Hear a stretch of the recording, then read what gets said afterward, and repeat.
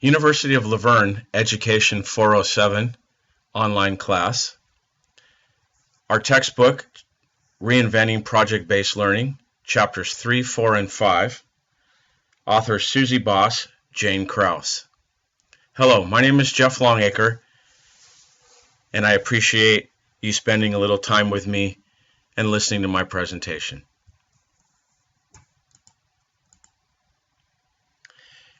Chapter 3 starts with an opening paragraph asking, if you were going on a trip, what would you do to plan for that trip? Would you have a visual image of where you're going, how you're going to get there, what the weather's going to be like, what you need to pack? Well, project-based learning is very similar in that you need a concrete plan. You need an idea. You need to know what you need to get the project accomplished. You need to have learning in mind. What will the student learn in the end? Chapter 3 covers what's the most important in project-based learning. Well, creating a good project gets to the heart of a project.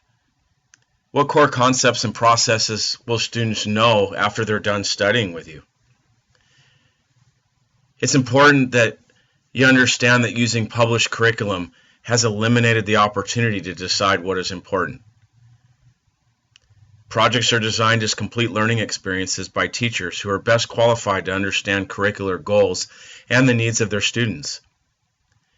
Don't rely on a textbook for the foundation of a course, but rather use it as a reference that offers illustrations and information. Chapter 3 also covers the big idea. You have to understand what the big idea of your curriculum is. Every grade level and subject area focuses on big ideas. What will the kids learn? What do you need to teach? What's important? There's a need to review the standards of the subject you're teaching, as well as the Common Core standards. And then ask yourself and your fellow PBL collaborators these questions. Who cares about this project? Who does it touch? What do these add up to? Who interacts with this topic in their work or their daily life? Thinking about real-world applications help reveal the interdisciplinary nature of a project. Traditional learning ideas are sorted into pure disciplines, while project learning gives you the opportunity to overlap into multiple disciplines. Great projects are born within those overlapping spaces. And when students know that their project offers value to their community, they become more invested in the learning. They own it. And brainstorming with your colleagues within your faculty or outside your school can lead to opportunities that expand your thinking about the learning opportunities that projects present. Also in Chapter 3, they talk about a wiki. Now, if you've never heard what a wiki is, and I hadn't prior to this class, it's designed to be a simple to manage website that allows users to add and edit content collectively and online from any device with an internet connection, an iPad, a smartphone, a laptop, or your home computer. Because of its easy accessibility and user-friendly format, a wiki is a helpful tool for organizing, tracking, and monitoring your thoughts and actions with others. The website's www.wikispaces.com, and if you'd like a book to read and use as a reference, there's a great book by Will Richardson called Blogs, Wikis, Podcasts, and Other Powerful Web Tools for Classrooms. Now, Chapter 3 also covers planning for a rigor and digital age skills. Understanding the big ideas is the first step, but you need to imagine how the project will help them develop important skills, attitudes, and habits of mind through the project.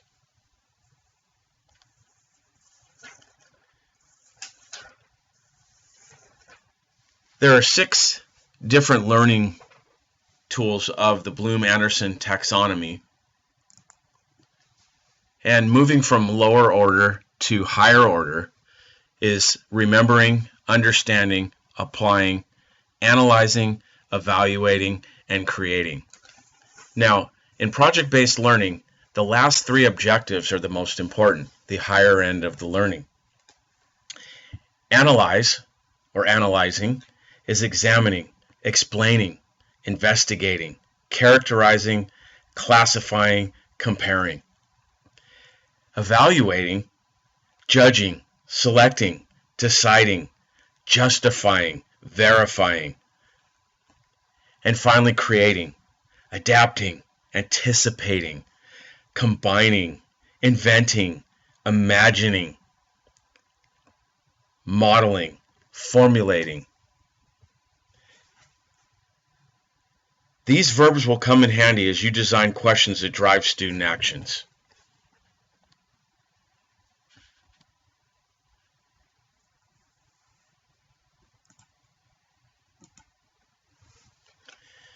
Chapter 3 also covers essential learning functions. Research, deep learning with experts, original works and raw data. Making ideas visible. Bringing ideas into the open allows us to talk about and make meaning. Using Google Forms to be creative. Projects also invite collaboration, and tools and services abound to help us learn together. Project management helps students bring coherence to their projects with tools that support good project management. Reflection and iteration. Encourage reflection and cycles of improvement. Thoughtful, iterative work becomes excellent work with each revision. And finally, be open to resources, videos, educational opportunities. Help students tap into shared textbooks, courses, curriculum, and other personal learning options as they strike out on their learning path. In Chapter 4, Reviewing Projects, if you choose an assembled project plan designed by someone else, be selective. Quality of work varies widely. Be sure and get a quality project that will help you in your endeavors of teaching. And if you're going to make your own project, review other plans first. This is a great way to get an idea of what projects others in your field like to do.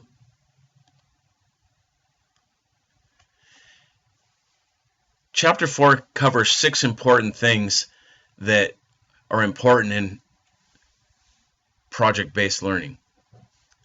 Number 1, make sure your project is long on activity, or should I say, is not long on activity and short on learning outcomes. If students can learn as much through a brief lecture or by reading about the topic, then your project falls short. A project should be right-sized for what it accomplishes. Technology layered over traditional practice. Don't have students research a topic on the internet and then present it in an electronic slideshow, because that isn't a quality project. It's just a dressed-up version of a research report. Good projects focus on reaching significant learning outcomes. Trivial thematic units. Thematic teaching is not necessarily project-based learning. When examining thematic projects or creating your own, look for ways that a theme elevates and connects the learning. Make sure that it branches out into other things so that they can explore. Be careful of overly scripted projects with many steps. The best projects have students making critical decisions about their learning path. Be wary of over-prescriptive project plans that have too many steps. Be careful to avoid not having enough focus on formative assessment. Assessment needs to happen early and often in project-based learning. Planning for check-ins on student understanding and adjustments to the teaching plan will get quality results in the end. And also, finally, assessment that does not feel authentic. When students are doing real-world projects, their work should be assessed in a real-world measure of quality. Make sure students have an authentic task or project and an authentic audience for their efforts. The best projects share important features. They're loosely designed with the possibility of different learning paths. They're generative. They cause students to construct meaning. They center on a driving question or are otherwise structured for inquiry. They capture student interest through complex and compelling real-life or simulated experiences. They're realistic, and therefore they cross multiple disciplines. They reach beyond school to involve others. And they tap rich data or primary sources. Structured students learn with and from each other. These projects call for iterative work with cycles of feedback, reflection, and revision. An important feature of a really good project is having students working as inquiring experts might to get at digital age skills and literacies, including communication, project management, and technology use. They also can get at important learning dispositions, including persistence, risk-taking, confidence, resilience, self-reflection, and cooperation. Have your students learn by doing, and connect students with an authentic audience or allow public sharing of what they know. In Chapter 5, Making Assessment Meaningful, there are 3 opportunities for assessing student learning: diagnostic assessment and formative assessment, which are for learning, and a summative assessment, which is of learning. Taking advantage of assessment opportunities throughout a project cycle helps students learn a lot more than if you leave assessment to the end. Assessing along the way is known as formative assessment, will let you engage in a student's thinking so that you can adjust the project, address misunderstandings, or guide effort in new directions. At the end of a project, PBL teachers have 2 main purposes for assessment: measuring student learning in a summative way and evaluating the quality of the project so that it can be better next time. To assess students' learning at the end of a project, summative assessment, teachers might grade against a rubric or present a performance task, give a test, or ask other teachers or subject matter experts to help them evaluate the work. Authentic assessment in PBL is important. There are various assessment options and tools. Brainstorming. You use brainstorming to draw out what students know and care about, or generate creative ideas and directions for inquiry. The tools that you can use for brainstorming are a whiteboard or a digital whiteboard where you can store information. Another tool is the PBL checklist. The checklist shows major milestones and work products against due dates. It helps students stay on track, and it makes progress checks go much faster for the teacher.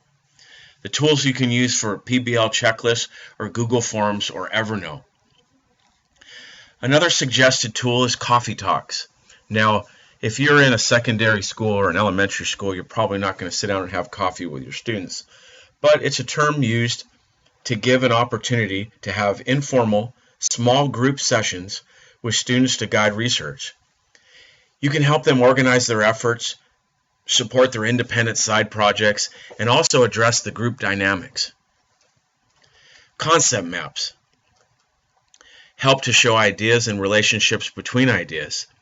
Students use concept maps for brainstorming, planning, or explaining a system or a causal relationship.